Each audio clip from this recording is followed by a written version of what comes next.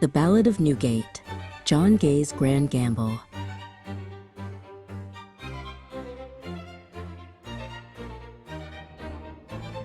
London, January 1728, was a city of grit and grandeur. The air was thick with coal smoke and the scent of the Thames. Outside the Lincoln's Inn Fields Theatre, John Gay paced the cobblestones, his heart drumming a nervous rhythm against his ribs. He held a crumpled script of The Beggar's Opera, a play unlike anything London had ever seen. Instead of gods and heroes, he had written about thieves and highwaymen. "Will they laugh with me?" he whispered to the fog. "Or will they throw rotten tomatoes?" Inside, the theater was a hive of controlled chaos. John Rich, the theater manager, found Gay hiding behind a stack of painted scenery. Rich was a man who loved a spectacle, and he had bet his reputation on Gay's low-life opera. He clapped a heavy hand on Gay's shoulder. "Steady yourself, John.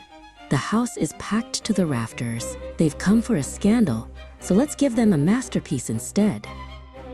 Near the entrance, a young theater assistant named Pip was struggling to hand out programs. The crowd was a wild mix that only London could produce. A high society duchess in a towering powdered wig brushed past a chimney sweep who had saved every penny for a gallery seat. Pip dodged silk skirts and muddy boots, marveling at how the music of the streets had brought the whole city under one roof. The candles were dimmed, and the orchestra began a lively, foot-stomping tune. Suddenly, Thomas Walker stepped onto the stage as Macheath, the dashing highwayman. He didn't sing in Italian like the fancy operas. He sang in plain, witty English. The audience gasped as he strutted across the boards, sword at his hip, singing about gold and daggers. The play had begun, and the air in the theater turned electric.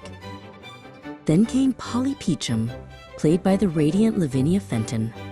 She sang a ballad so sweet and so sad that even the rowdiest drunks in the back fell silent.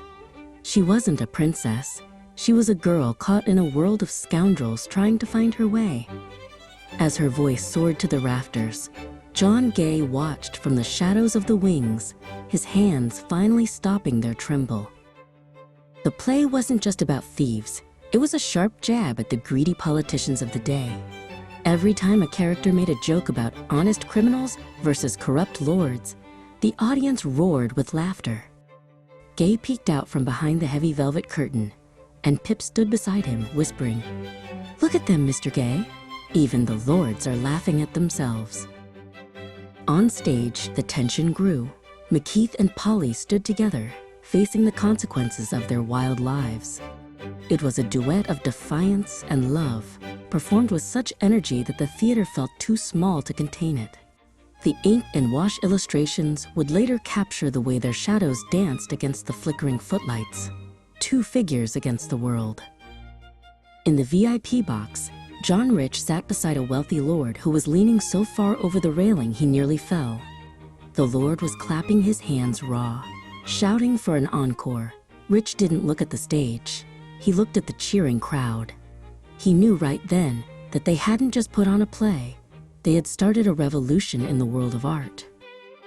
The final notes faded, and for a heartbeat, there was silence. Then, the theater exploded. The applause was like a physical wave, shaking the floorboards. Lavinia Fenton stepped forward to take her bow, and John Gay finally stepped out from the wings. He stood beside his leading lady, blinking into the bright lights, deafened by the cheers of a city that had fallen in love with his beggars and thieves. That night changed everything.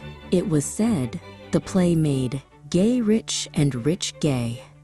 John Gay and John Rich sat in the empty theater long after the lanterns were blown out, clinking their glasses of ale.